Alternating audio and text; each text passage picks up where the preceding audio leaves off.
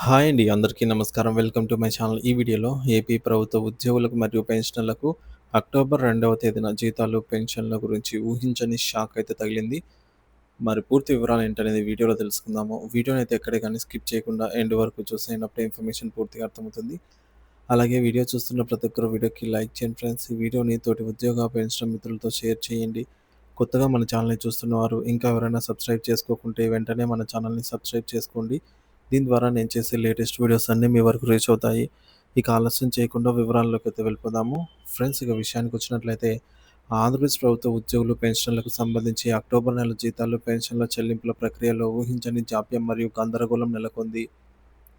అదెలా అంటే సాధారణంగా ప్రతి నెల ఒకటో తేదీన జీతాలు, పెన్షన్‌లు ఖాతాలో జమ అవుతూ ఉంటాయి. చూస్తూ ఉన్నాము.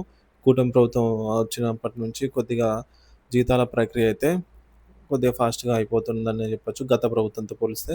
అయితే ఈసారి అక్టోబర్ 1 తేదీనే కొంతమంది ఉద్యోగులకు మాత్రమే జీతాలు జమయ్యాయి.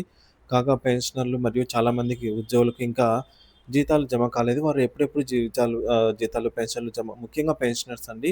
ఎప్పుడెప్పుడు మా పెన్షన్ డబ్బులు పడుతుందా? ఎప్పుడెప్పుడు మాకు కావాల్సిన వస్తువులు కొనుక్కుంటామని జెప్పేసి అంటే నిత్యావసర వస్తువులు గావచ్చు, మందులు కావచ్చు, ప్రతి నెల చెకప్స్ అయితేనేమి, రెగ్యులర్ బేసిస్ సంబంధించి ఈఎంఐస్ అయితేనేమి, వీటన్నిటి కోసం గూడా ఉద్యోగులు అటు పెన్షనర్స్ కూడా ఎదురు చూస్తూనే ఉన్నారు. ముఖ్యంగా ఈరోజైతే పరిస్థితి ఊహించని విధంగా అయితే ఉంది. యాక్చువల్‌గా ప్రభుత్వము గతంలోనే మొదటగా ఉద్యోగులకు సారీ ఫ్రెండ్స్. మొదటగా పెన్షనర్స్‌కి పెన్షన్స్ జమ చేసిన తర్వాత ఈ ఎంప్లాయీస్‌కైతే జమ చేయాలి అని జెప్పేసి పెన్షనర్స్ రిక్వెస్ట్ చేసుకున్న సందర్భాలు ఎన్నో ఉన్నాయి. ఎందుకంటే పెన్షనర్స్‌కి ఎవరు అప్పులివ్వరు.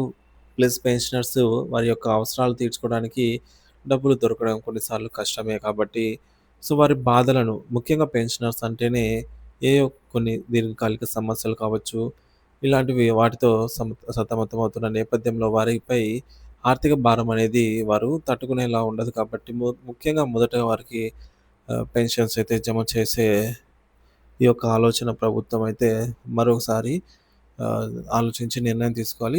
ఈసారైతే పెన్షనర్స్‌కి పెద్ద అన్యాయం అయితే జరిగిందని చెప్పాలి. మరి అక్టోబర్ 1 తేదీన ఏం జరిగింది? పరిస్థితి ఎలా ఉంది? అంటే అక్టోబర్ 1 తేదీన మధ్యాహ్నం 2 గంటల సమయానికి నిన్న మధ్యాహ్నం 2 గంటల సమయానికి జీతాలు మరియు పెన్షన్ బిల్లులలో కదలిక అయితే కనిపించింది. అప్పటి వరకు వెయిటింగ్ ఫర్ ఫండ్ క్లియరెన్స్ దశలో ఉన్న బిల్లులన్నీ కూడా ఒక్కసారిగా సో, వేగంగా బిల్లులలో ఒక భారీ కదలిక అయితే ఏర్పడి, waiting for fund clearance stage నుంచి ఈక్యుబర్ స్టేజ్‌కైతే వెళ్ళాయన్నమాట. ఈక్యుబర్ స్టేజ్‌కి వెళ్ళాయంటే దాని అర్థం ఏంటంటే రాష్ట్ర ప్రభుత్వం నిధులను సమకూర్చింది అని అర్థము ఎంతో కొంత.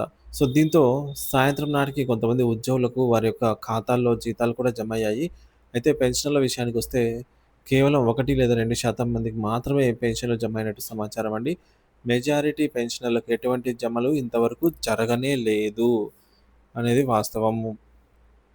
పెన్షనర్స్ మన ఆహ్, సంబంధించినటువంటి పెన్షనర్స్ కామెంట్స్ అలా అడుగుతూనే ఉన్నారండి.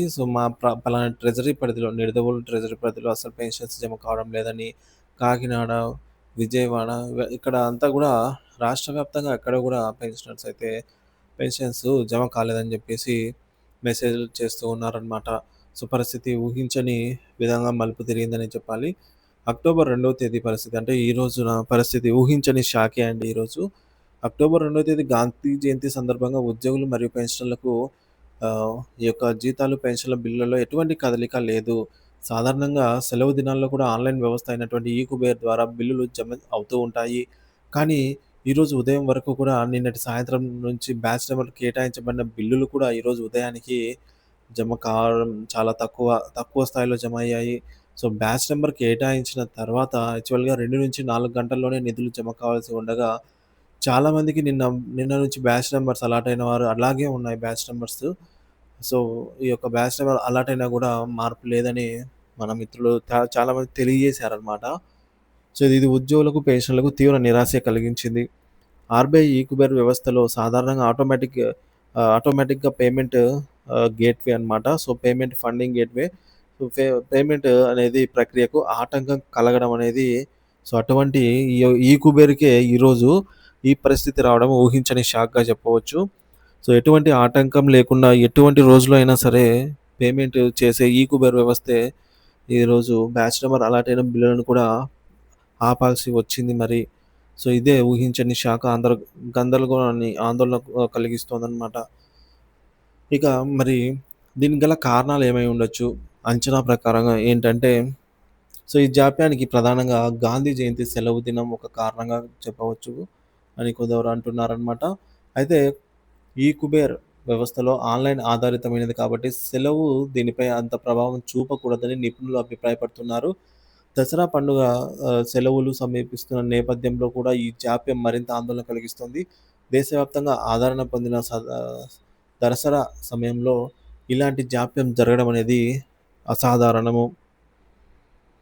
సో, అంటే ఇది గాంధీ జయంతి. మనకు నేషనల్ వైడ్ గూడా గాంధీ జయంతి సెలవు దినం కాబట్టి, సో, ఈ మేరకు ఆన్‌లైన్ కుబేర్ వ్యవస్థను ఏమైనా ప్రభావితం చేసిందనేదే కారణమైతే కనిపిస్తోంది.